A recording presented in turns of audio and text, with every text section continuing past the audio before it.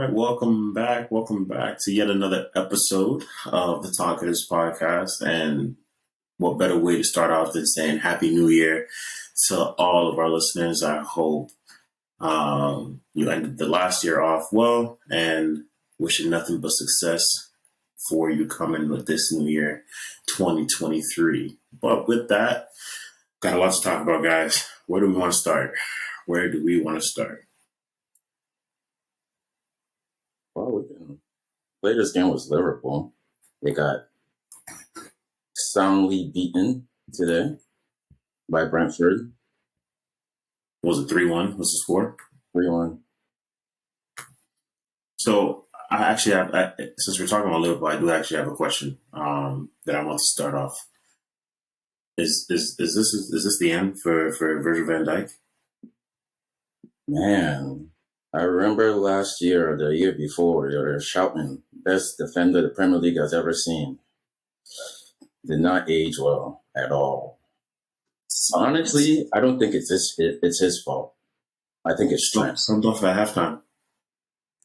That's embarrassing, but I think they subbed him off because Klopp wanted to try to mount a comeback. Maybe that was his rationale. I mean, the team did play better when with the subs. Not saying that maybe his position was one of the ones that were lacking, because if we want to point any fingers, Alexander Arnold has a lot of that finger pointing blame as well. But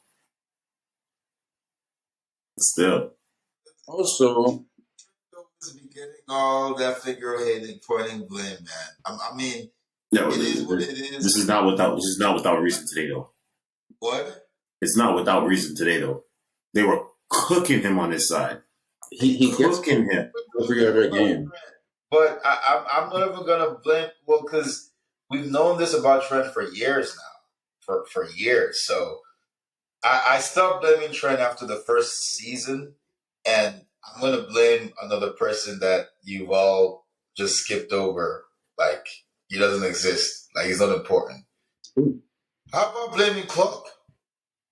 Can we blame Klopp? Does that exist around here? Can we blame Jurgen Klopp like at all, or is it just all the blame? I don't understand how they just like became so bad at defending all of a sudden this year. Like they were never this bad. I guess Klopp does have a role to play. Maybe wait. Maybe what's his name? Virgil was covering up in his golden years the fact that they were always this bad at defending. Maybe Sadio Mane really was that dude, and he was just. I mean, really just the engine and their focal point to their press. Maybe. I think over the years, Jurgen Klopp's defense has never been that impressive without Virgil van Dijk, ever in his career. So Van Dijk has been getting worse. Dortmund. So I'm just saying, at some point in time, the coach got to get the blame. Like, right? Like, am I crazy, or am I just like... So hold on, wait. So question. So is he to blame for Nunez? I was just about to bring that guy up. You can't blame because it wasn't like he got plenty of chances today. I mean, he did get a few half chances or whatever. But overall, when you look at his performance, you could say a lot of the games that Liverpool has lost is due to them not taking advantage of the chances that do come across in the final third. And oftentimes this season, anyways, the person at the end of those chances has been Nunez, firing it off wide, skying the ball, manufacturing different ways to go ahead and miss that shot. So his status not his status, but his lack thereof of a goal scoring threat. Is that blame on Klopp? Could you blame Klopp for that? You wouldn't at all. I don't think you can blame Klopp for that. Would you? Where does Klopp come into play with that? Nunez didn't sign himself. Nunez doesn't play himself. Nunez doesn't pick himself to play. Yeah, Nunez gets yes. I agree that Nunez should get part of the blame, but part of the blame has to go to the coach.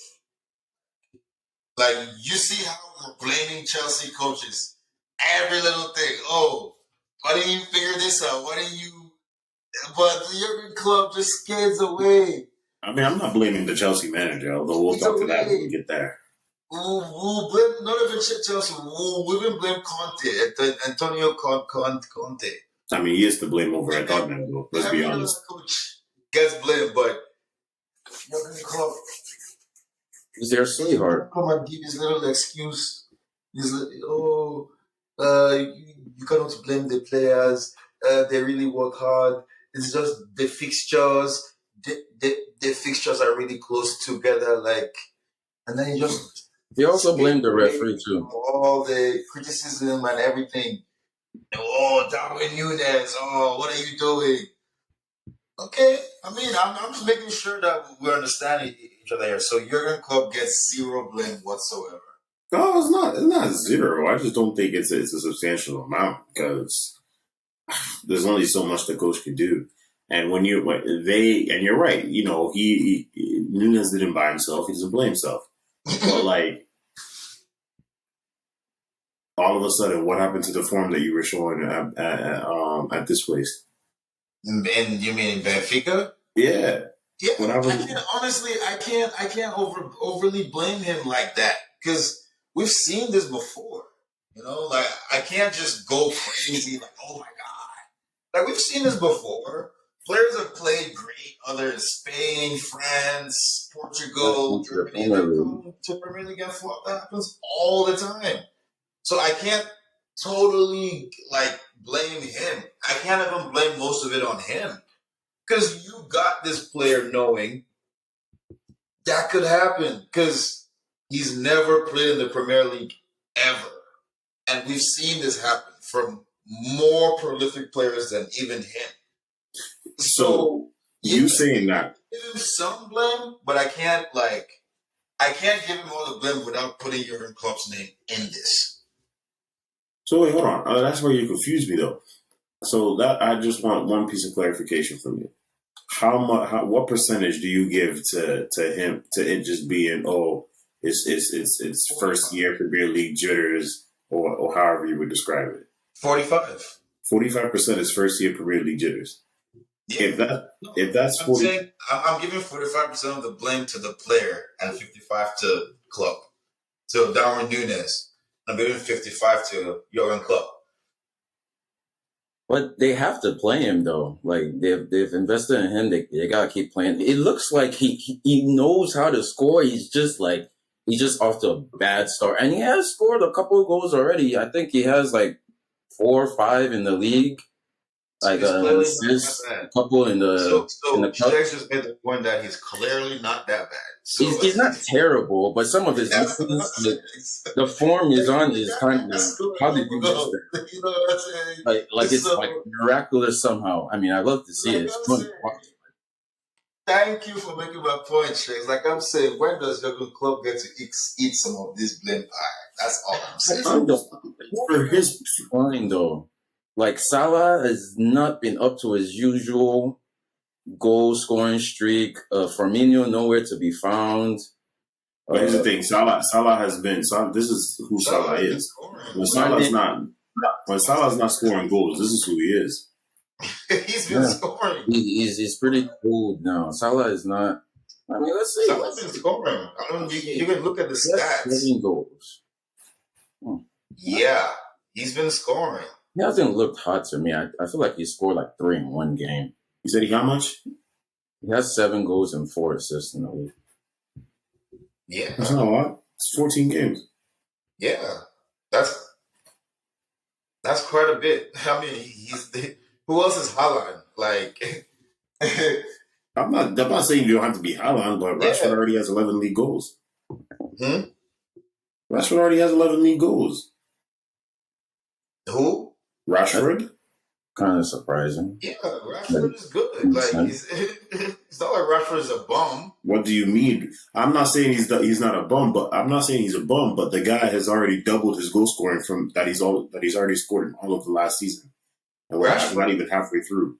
Rashford only has 6 goals, bro, and 3 assists. Okay, what? In the Premier League. Are you guys talking about Premier League or all? Yeah, in the Premier League. Okay, I mean, I don't know what Rashford has to do with this. I'm trying to find Salah on. Has been scoring for Liverpool. Salah is 7-4. Rashford is 6-3. Yeah. So it's Salah, Salah is looking weird. I don't know. The whole team is just out of. He's looking just fine. Out of shape. I guess we'll get better for them. He wasn't the one that sold Mane and was okay with Mane. Mane was a major loss for them. You feel now me? They have everything. I don't know if Klopp was okay with Mane leaving. I don't know if Klopp was against it and he fought hard for Mane to stay, or if he was just like, okay, fine. Wasn't I think the whole thing was just they couldn't. He wanted to get paid like on the same level as Salah and Van Dijk are getting paid, and Liverpool weren't willing to drop that money on him, so he left. He wanted to buy him. Yeah, got paid. It's crazy. The two highest paid players are the ones that leak in goals. Yeah. It's sad, but their team is just out of sync. I think the blame probably should go to Klopp first and foremost because. You feel me? Like they aren't a bad team. They still have a pretty good squad. I just think there's something breaking down. Maybe it's like Chelsea managers after like 3 seasons, it all starts going downhill. Maybe it's Klopp's time, his decline as a coach. Maybe it's just burnt out. The players are burnt out. They don't have the same personnel on the same level. Anybody blaming Klopp? Nobody's gonna blame Klopp. Like blame Van Dijk for being terrible. They're gonna blame. I think the agenda is for their own goal. Nobody's gonna blame. It's Trent and Nunes. I'm just here to be objectively By the way, I'm gonna go to the head coach. Okay. By the way, Van Dijk was subbed off because he felt something in his. He was probably injured. That's what I'm saying. You would not sub off a player like Van Dijk, bro. You wouldn't do it unless he's, like I said, he's injured. He has to be injured. Well, let's see. I just don't see it. I believe it when the reports come. Winning though. I'll wait till the training reports. If the man goes through the week healthy and with training, it was just nonsense. But with that.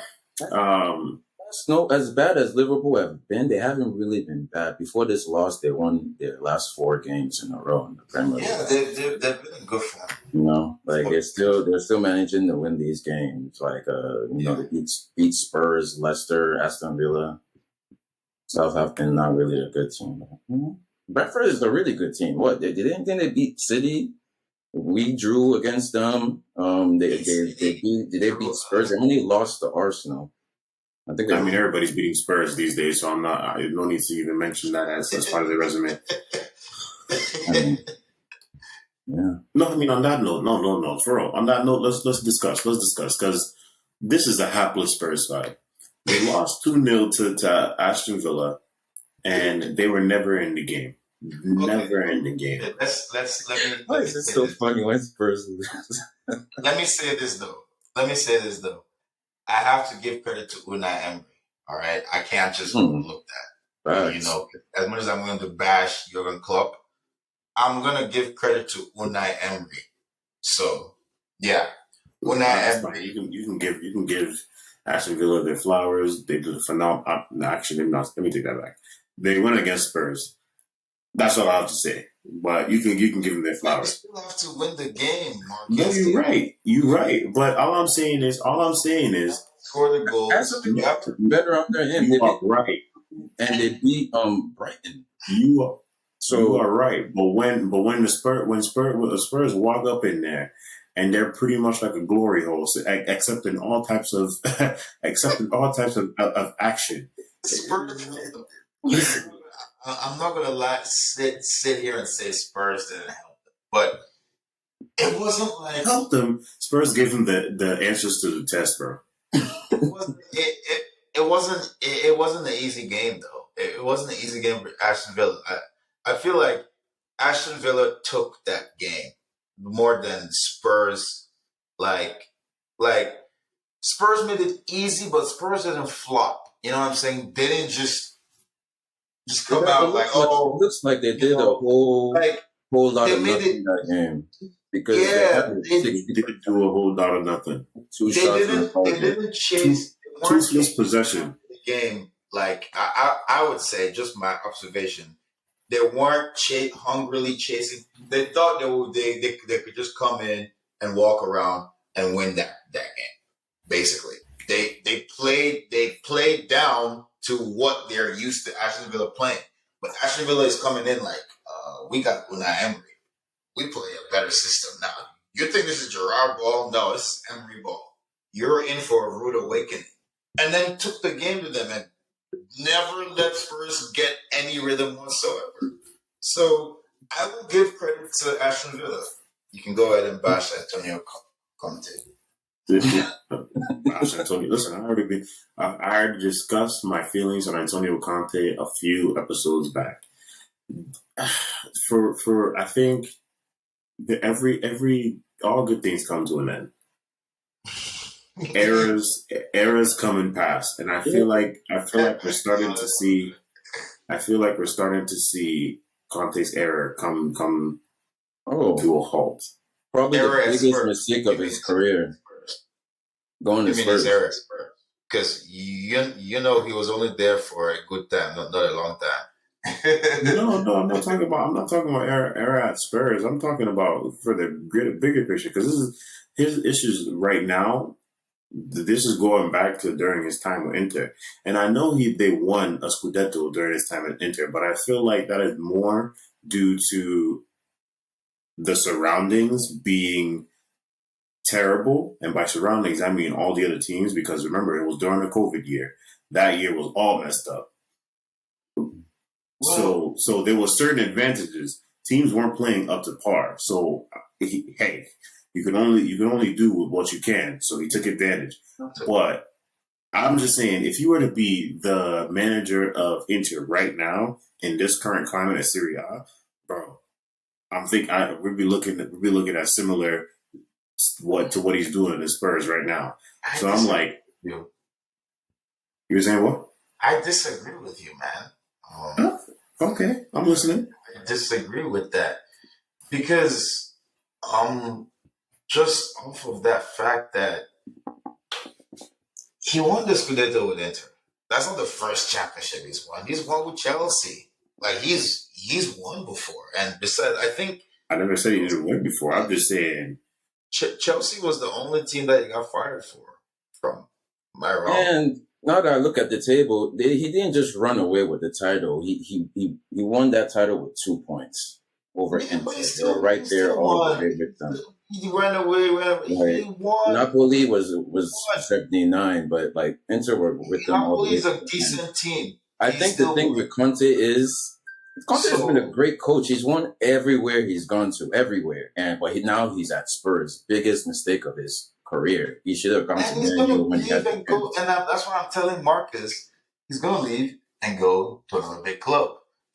He's Antonio Conte. He's won everywhere he's been at, except for Spurs. But still, winning the regardless Spurs of that, is impossible. I don't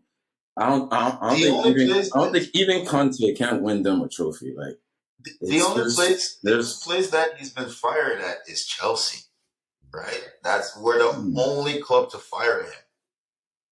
Inter, listen, I know his history. I'm just saying, moving forward, and I don't think he see any major trophies in his future. We didn't fire him for cause.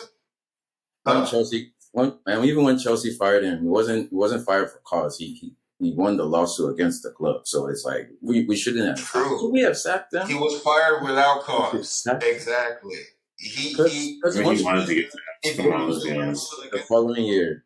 That must mean that he fulfilled his contract details. Yeah. He performed according to his contract, and and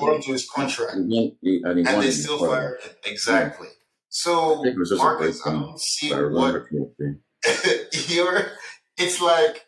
He has a Conte. I don't know why he hates Conte. Like Conte. Now I understand. Maybe I feel like it has to do with your playing style. You don't really like Conte's playing style, but you like Klopp's playing style. Am I wrong? No, I do prefer Klopp's play style. Well, Conte's a winner, man. But I don't think that plays into a role. I just think his among other things, to start off his play style, one, I think is a dying breed. I don't think there's much success that can be garnered from it anymore. I mean, look at Atletico. And Diego Simeone. Just the same way, I don't see any major any major trophies. Any major trophies coming for Diego Simeone in the future. I don't really see any more major trophies coming for Antonio Conte. Unless Antonio Conte moves on to be an international coach. That's a completely different ballgame. But other than that, as a club manager, I don't think he's gonna be. I don't see any Champions Leagues. I don't see any. Diego Simeone went 2 seasons ago. What is that? Simeone won the La Liga like 2 years ago. Again, just like first off, it was COVID year, and second, just like what I mentioned with Inter, everybody else was terrible around them. So then Man City went during the COVID year. Are we also saying if you want to knock out our COVID year, you can go ahead. We just have plenty of years before and after that too. So hey, do you think the Premier League during COVID year? Right. We did now, don't worry about it. Everybody went through the same COVID. If you just want to knock it out, that's fine. We didn't put If you want to put an asterisk, that's fine. We just have it right before, right after. The Man City can at least prove their worth. What I'm saying is, Conte and Diego Simeone can't. Conte and Diego Simeone have a history of winning trophies, and Simeone winning trophies is huge. Especially when you have Real Madrid, Diego Simeone fun fact: Diego Simeone has been as far as the same length in the Champions League as Man City. Yeah. Did you know that? They've gone the same length. They reached the final against Madrid. I think they lost 3-0, but... So, what I'm saying is, bro, either argument could be made for, okay, COVID year. Man City won in COVID year. Like, come on, man. Look, I would never want Diego Simeone to be my coach. I respect him. It was COVID season, right? When Chelsea won the Champions League final. So, like, come on, man. COVID year. The team still. Man, all I'm saying is not knocking out the COVID year. I'm just saying during that year, the level of competition it was the next year. We're severely under par. So next year we won the Champions League, not the COVID year, because COVID year was Lampard. Then he got fired the next season. You're actually right about the level of competition, because I remember during that year, like half the teams in the Premier League were missing half their team, except for Man City. Funnily enough, Man City was the only team that never caught the COVID bug. So we definitely should start putting an asterisk next to that. Listen, if you want to put an asterisk, like I said, I don't care. We won the year before that. We won the year after that with the gap year. COVID chewed us up. We finished 4th with Lampard. Like, come on, bro. I think that's an achievement than Man City winning, walking the COVID league. And then you want to bring other guys to the Premier League. No, you're. Listen, bro. All I'm saying is there was a lack of competition level during that year, and they took advantage of it. Did Man City also take advantage of it? Sure. I'm not combating that argument. It's harder because of all the important players that were missing from all the. Bro, go look up La Liga that year. Go look at Barcelona that year. Stop it. What? What about Barcelona? Let's see what happens. What about them? I mean, I don't understand the excuses you want to give. First, we cannot put the asterisk next to AC Milan's win because they were consistently performing at that level, and then they finally won. No, I have nothing to say about AC Milan. Do you want to? You said Inter. Now let's go to Inter. Okay, go into Inter. Conte won the Scudetto with Lukaku. You're saying that like Lukaku didn't score a career number of goals that year. Yeah, he went crazy that year. That's what I'm saying. That's why I'm giving Conte credit. Like because after he left, now he's wait. He's back in Inter. How many goals does he have? He's been injured all year. Okay. Is that Conte's fault? He was healthy. He was healthiest with Conte. He was most confident with Conte. He was at his best with Conte. Give the guy credit. Say he's at his best, Conte. So your argument is like Conte made the best out of Lukaku. Like literally best ever season. Yeah. I'll give you that. Man, come on, man. And look, I'm even looking at the La Liga table. Atletico Madrid. There was competition. They only won by 2 points. Mm-hmm. Man, can't give them an asterisk for that. Like, man. Okay, Inter when they won it, they won by right. Atletico Madrid striker was, if I'm not mistaken, was a certain striker that Barcelona threw to the side. Atletico Madrid picked him up for pennies. I think he goes by the name of Luis Suarez, and he struck them to a title, a La Liga title. Yeah. Bro, I'm just saying, bro. Like, I understand what they did. I also understand the way Real Madrid and Barcelona were playing. It was very unimpressive. So that's all the point that I'm making here. Barcelona and Real Madrid were very unimpressive that year. So simple as that. Not impressive. I don't know, man. Time will tell. Time will tell. I said what I said on both managers. Time will tell. Madrid finished 2 points behind them. They both had 67 goals that season. Atletico and Real Madrid. Barcelona had 85 goals that season. So you can't take it away from them.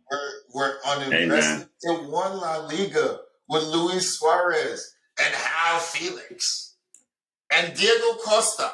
Like, come on, man. That's unimpressive. Wow. Hey, man. I said what I said on both those managers. Time will tell.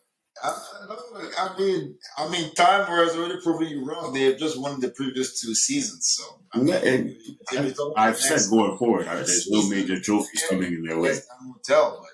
I've said going forward, there's no major trophies coming in their way. Trophies when he leaves first, because he's going to upgrade no matter what. He's not going to. It's impossible for him to get a team. What team is he going to? Well, that's not a question. What team do you see Conte going to after? Look, any team. Any team will be lucky to have Conte. Let's just put it that way. Any team that has the winning DNA will win with Conte.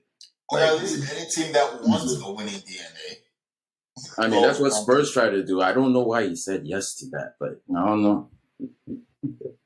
Any team that has trouble, defending. Maybe Liverpool, since they have a defending issue now. That's not going to happen. Fire Klopp? Is that what I'm hearing? Yeah, that's not going to happen. Marcus? No, they're going to fire Klopp. I think Klopp will, I think Klopp will take advantage of this. He's always been talking about going on a break. I think he will take advantage of Liverpool being on this bad run to say, all right, it's time for me to go take my break. Liverpool is just like, it's like they're going in the opposite of direction of the type of football they play. Like they wouldn't do that. I can see Conte in the Bundesliga though. He's I never mean, That's not played. the only coach place. anywhere, bro. He can coach anywhere. Dortmund. Enough about Liverpool.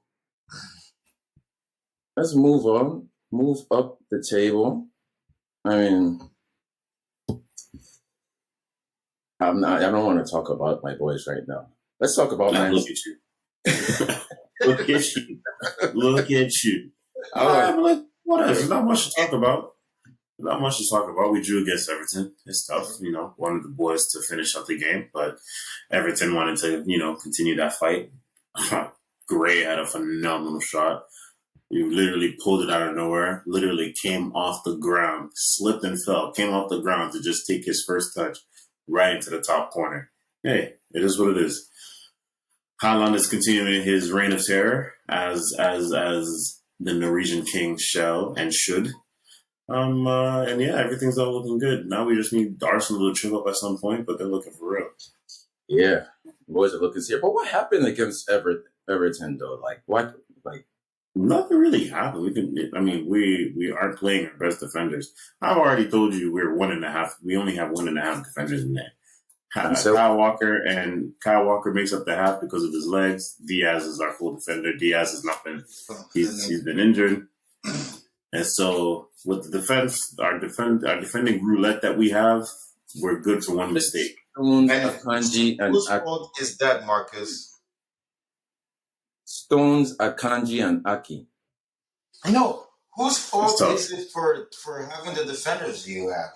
No, it's Pep. This is where Pep comes into play. He spent a lot of money on defenders and we can't get it right.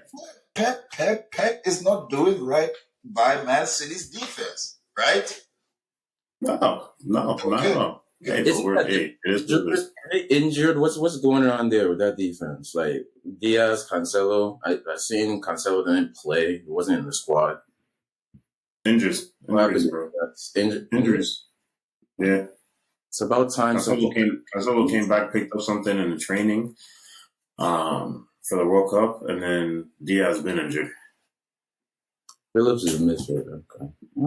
Phillips came back fat, not of shape from the World Cup. I don't know how that happens. I don't know how you go to the World Cup and come back from the World Cup overweight. Crazy. No, the crazy part is, it's one thing if you're like Messi or yo, the guy barely played in the World Cup. The guy barely played in the World Cup. That's the funny thing to me. He barely played in the World Cup and came back fat and out of shape. Because he didn't play. How's that an excuse? We're supposed to stay. No. That tells me if he was going to play, he wouldn't have been ready to play. You're supposed to stay ready, bro. Hey, he didn't. He figured, hey, I'm not gonna get to play, so I might as well just chill, have some pizza and some. Yeah, enjoy the quick vacation. It was in quarter. That's an indictment. That's an indictment on England. That's how you know England wasn't serious. They wasn't a serious team at that World Cup. But Marcus, we've known England wasn't a serious team since they kept their coach. Since the last World Cup, we've been on this, man. This is not. They kept them because if they were a serious country, they would have upgraded the man. But he took them to a final. He took them to a final, so they weren't gonna get rid of him. But now they should. They should now. This perfect time. They're not serious. They just want to look good. They just want to give their. They knighted him. He's a knight. But they don't actually want to care. If he wins them one, great. If he doesn't, as long as they look good, they go far. They're not serious about winning. I don't think they're really serious. We know what England wants now. Bro. Oh, here's an alternate. There's an option for Conte.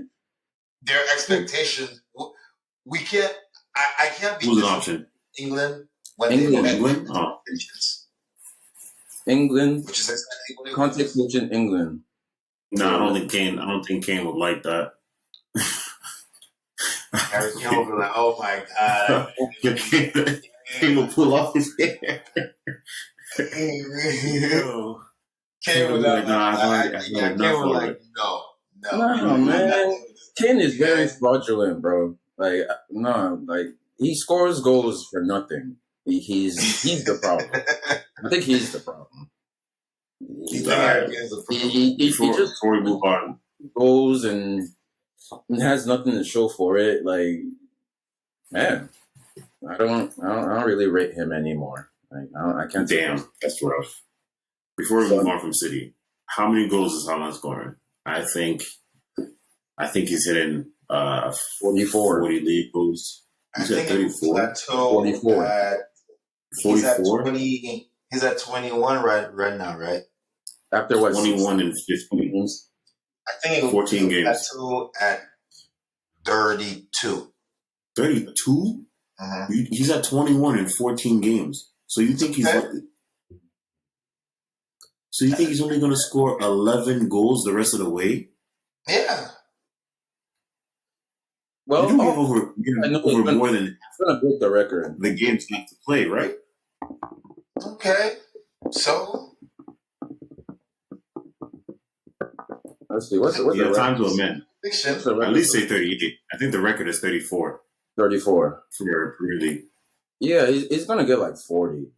I think he's breaking it. Bro, 40 is the minimum here at this point. Come on now. He's going to. I think it will plateau, bro. I'm telling you, he'll get 30. But look, bro. Do you know how many games he has to blink for what you're saying to come true? Have y'all played Southampton yet? They haven't had their stat pad game where he scores like 4. Like it's still coming. He scored a hat trick. Back-to-back hat tricks. He's done all that. I mean, I just feel like it's gonna plateau at some point, bro. That's just what I think. You know. I understand a plateau, but plateau that much? I'm going to say 40 goals. 30 goals in the season is no joke. 30 goals in the Premier League is very hard to do. So he's already 9 away. So he scored 14. In like how many games left is that? That's like 21 games. He scored in like less than half of those games. Bro, he scored exactly like one. No, there's 38 games. No, yeah. There's 38 games. Only 14 has been played. He has 21. Yeah. Yes. Half a goal a game for the rest of the season. Yeah. Half a goal a game for the rest of the season. Yes. I mean, that's like saying you're pretty much predicting his current production falls off a cliff. Not even a plateau, just falls off a cliff. The way Man City played, it's too easy for him to score goals. Like 30 goals in one season is that's a lot of goals. I'm not saying it's a lot of goals, but I'm just making. I can't keep this up. I'm predicting he won't keep it up. Y'all predicting he stays high. The only thing that back down to earth. That's all I'm saying. All I'm saying is I'm not saying he's gonna keep up the streak the entire way of throughout 38.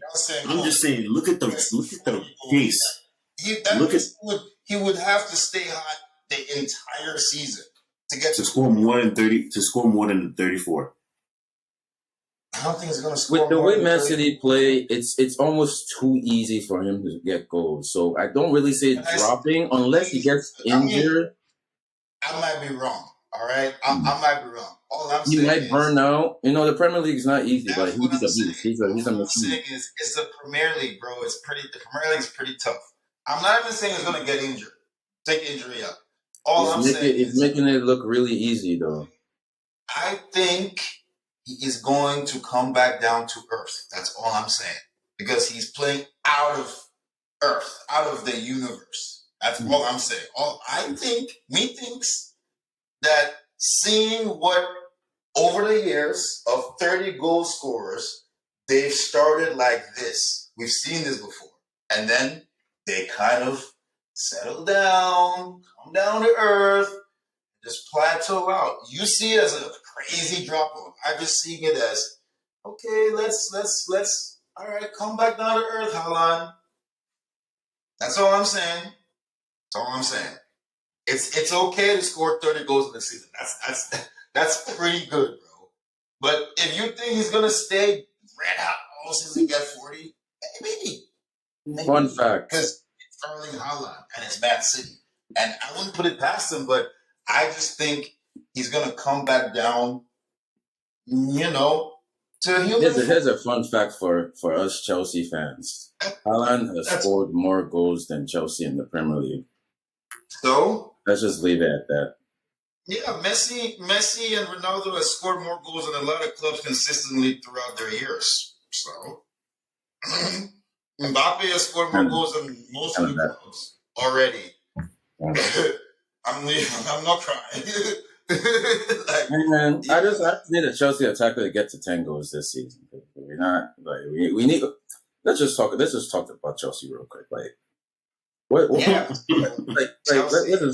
what's going on here, bro? Like what are we doing? Like Potter ball, harem ball. Like it looks like they don't know what they're doing. Like we watched the game, we discussed it, but Graham Potter, he's here to stay. He's not going anywhere. I guess we're having our how all these teams, Arsenal had their 3 years before they finally became relevant under Arteta. Pep had like a season or two. Klopp had like 3 himself. I guess this is where Chelsea is now. So I don't think so. I think what Chelsea is going through right now is you guys created this mess. Because what you're seeing now is the straight repercussions from spending 200 or whatever some odd million that you spent in the summer while Tuchel was your manager, and firing Tuchel at the end of it and giving that team with all that spent money to Potter and be like, hey, this is what you got to work with. Fix it. I think that this is what you're seeing. But it's not like those players are like terrible. There are still decent players that can play well in the right system. That's it. And but that's what I'm saying. That's what I'm saying. This is permanently injured. Like we've had huge injuries too. But it's like Potter still has a decent group to work with, but he just hasn't figured it out. It looked really good at the beginning, but it's kind of just went downhill from there. I don't know. I don't think he has a decent group for what he wants to play, what he wants to do. I mean, at Brighton, he had a back 4. Tuchel, the entire time he has Chelsea under Sudelich played with a back 3. All that money this summer was spent with the idea of a back 3. So just from that right there, I think that's 2 fundamental differences just in what they want to do on the pitch. So but Graham Potter was also brought in because he often played in a back 3 with Brighton though. Like he has played that system with Chelsea. Now he's switching it to a back 4 our last 2 games. Like but you have to remember with those players, we can. Well, you have to remember with the makeup he had at Brighton is a bit different than what's available at Chelsea.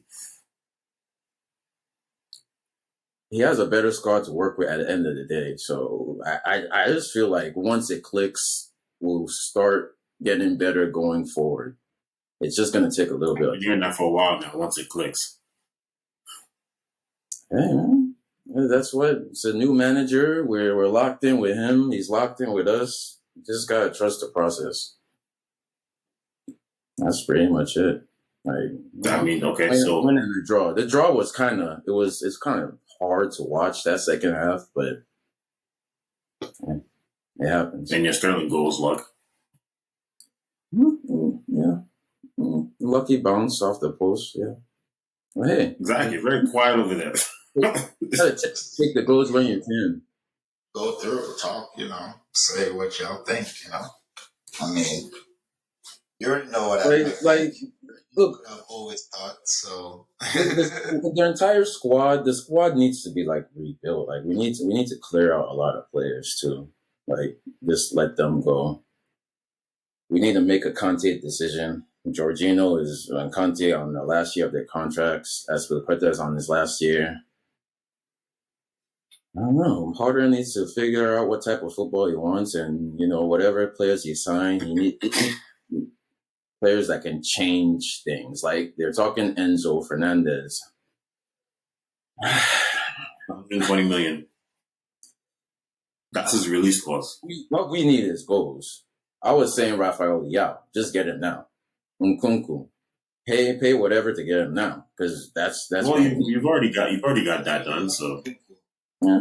Kunku's already set. I guess that was just how it was gonna go down for the summer, but it's like But yeah, 120 million for Enzo Fernandez. I think if you give AC Milan that money, they're not gonna say no for Leao. I mean, AC Milan, you wouldn't be able to because Leao's release clause is 150 million, and what's the extra? if you're not talking release clause, it's looking slow. Well, here's the thing. Leao's release clause is 150 million. It's 150 million now. It was 110 a year ago. So is it going up this summer or down? It went up. It's 150 million now after the World Cup. But before, like right after he won the Scudetto. Nah, that wasn't after the World Cup. It says here as of May 24th. It was like 120. Like after he won the, we very much could have gotten him back then, but we can't now. I mean, we don't seem like we're going after him. We don't even seem like. Basically, we're not. He's not within like our realms of like, oh, like where this is a player we're pushing folk to get hard. Like it seems like Enzo Fernandez is. That's really who we're all over. And I don't know why though. I don't get it. I don't think it's gonna make a difference. He's gonna make some difference, but I don't know if it's gonna make the difference that we expect. Like I don't know what we expect. Like, do we expect goals or more chances created? Like I guess okay. I guess what they're thinking is more chances created. More of a Jorginho replacement. I mean, I have been hearing talk that Jorginho wants to leave. So no, Jorginho wants to stay. He wants a new contract. There's all kinds of talk. He wants to stay. He's doing everything. The only thing I'll say about this season is we didn't come to this season expecting N'Golo Conte to be out for the whole year. Mm-hmm. We didn't come in thinking, okay, we came in expecting Reece James back, but we didn't expect him to be injured again. For sure, to be out again for the whole, or for Fada to be injured back to back. Like these, it's the first time injuries I get, but it's these back to back injuries that it's just like, okay, the guy was supposed to return 2 months back, but now it's 4 months. Yeah. There's re-injury. I don't know if they're rushing them back. I don't know why they're clearing them. With like a bench player coming to the starting lineup, but you can't go a whole season. That's why they're a bench player, because they can ball out for them maybe few games, but after those, that's why they were on the bench, because they don't have that. They don't have whatever it takes that you need in your starting lineup. Look at Cucurella season. Cucurella clearly overspent on him, but he should be playing Alonso minutes. Chilwell should be a legend. You can't just hope that all these players, like, they'll figure it out, they'll get better. Well, that takes time. Like the time that Marcus and is like, oh yeah, we've been saying, for how long that do? Well, it takes seasons. When I say time, it takes multiple seasons. Even Jurgen Klopp's first, he took Jurgen Klopp like 2-3 seasons before we could be like, oh wow, okay, all right, you know what I'm saying? It took Pep like at least 2 seasons before like we're like, okay, wow. But like, I think the margin for error is just even that much more slim when you're a Chelsea manager, that in your second season, they're already expecting you to be like basically winning Champions League final, which is just unrealistic. Like, if I understand that there has to be a progression, but it shouldn't it shouldn't be to the point where if there's even a little bit of a regression, okay, we just cut bait, boom, fold. Because the most important time as a manager where a team gets better or worse is those times of regression when everything is falling apart. It's about how they pick themselves up. Look at Liverpool when they didn't have Virgil van Dijk, how they still managed to drag themselves into the Champions League and eventually made the Champions League final when Virgil van Dijk came back the very next season. That's what I'm saying. That's when you really find out what your team and players are made of when things are not going well. When everything is going well, yeah, all right. Yeah, cool. But when the first thing goes bad, you see that it tends to most bad teams, it spirals out of control. It goes bad, then worse and worse and worse and worse. But that's bad teams. Bad teams find a way to lose badly. But I think that's just what it is. The players that we have, they're still young. So in order for them to grow that kind of winning consistent mentality, well, they have to be on the pitch. They're injured.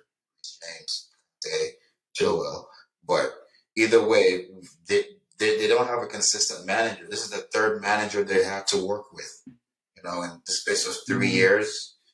So true. But it's not as easy as most people make it out to be. Oh, boom! All of a sudden, we're winning titles back to back, and man, it takes seasons. I don't want to say time, seasons, whole seasons, really. And even then, the manager still has to build the team according to his image.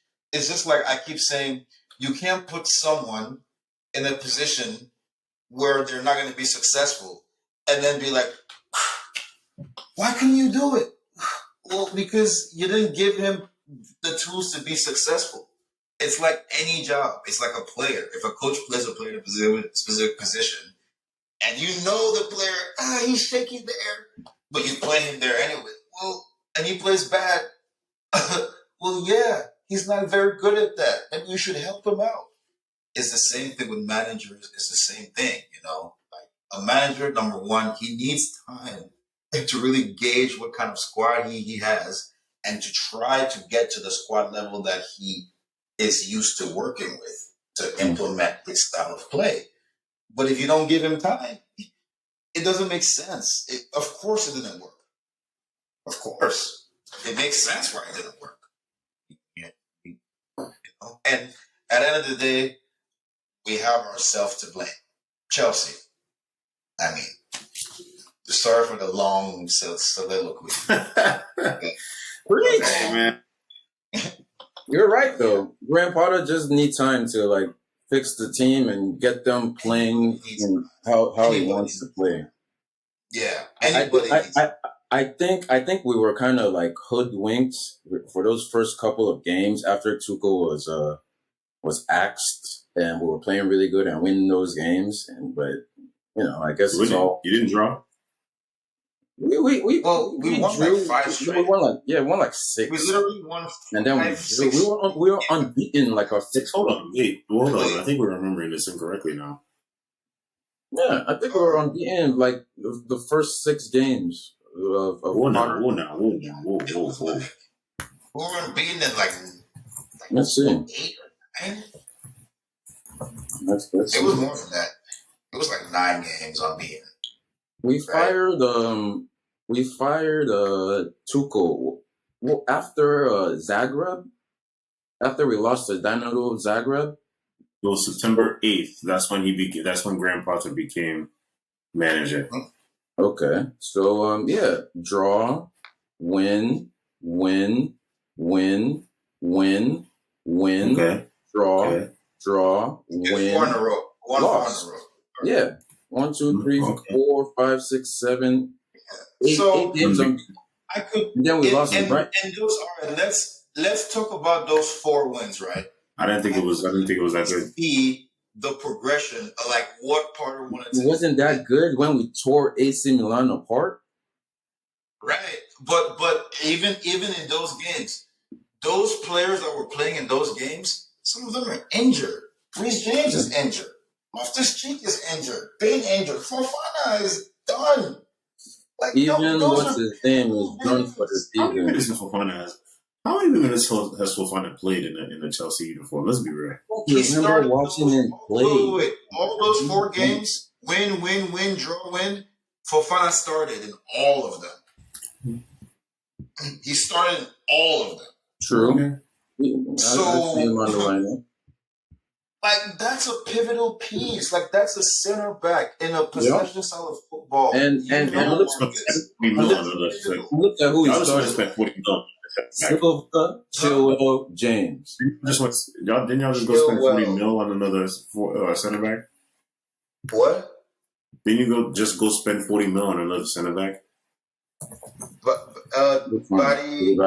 Badiashile, Benoit Badiashile. Man, I feel like I heard that we were trying to get him. I don't know if we actually got him yet or not. Yeah, Badiashile. Yeah, we were going after him. I don't know if we actually got him though. No, yeah, it looks like he's having a medical. It's confirmed. Well, I'm happy because we can use all the help we can get back there because it seems like our center backs are dropping like flies. It looks like we'll see. It looks like that Enzo Fernandez deal. I just got a notification. It's expected. Y'all expected to finalize this week. 120 mil. That's the same notification I've been getting for 2 days now. Expected to finalize for like a week now. I'm not really like. Hopefully, he can help out. I mean, he can. What I'm saying, what I said was, Enzo Fernandez is going to help, of course, but is it the kind of help that us as Chelsea fans were waiting for? I don't know. I don't think so. I don't think it's what he's a. Maybe we're Chelsea expect to finalize Enzo Fernandez this week. As his medical and joins the first team, maybe a lot of Chelsea fans will be thinking, "Oh, please save us." I'm not thinking that. I'm not expecting that at all from Enzo Fernandez. No, we must get it through our heads. He's 21. He's 21. If you're thinking, "Come and save us," no, man. Like, just calm down. He's a 21-year-old center midfielder. Streets are saying it's going to be done by the end of the week. But he's not gonna. I mean, I think it'll be a useful addition to our midfield. Yeah, of course. But that's basically it. He's not going to save us. Midfielder. The only way we're going to get better. Who presses? He's like a pressing central midfielder. So he's going to help. It doesn't matter who we sign. We just need them to play, and for Potter to. It does matter who we sign, though. It does matter, Shax. It definitely. What I mean is, there's no player that we can sign that is going to fix anything instantly. Agreed. But it matters who we sign. It does. That's what I mean. It does matter who we sign.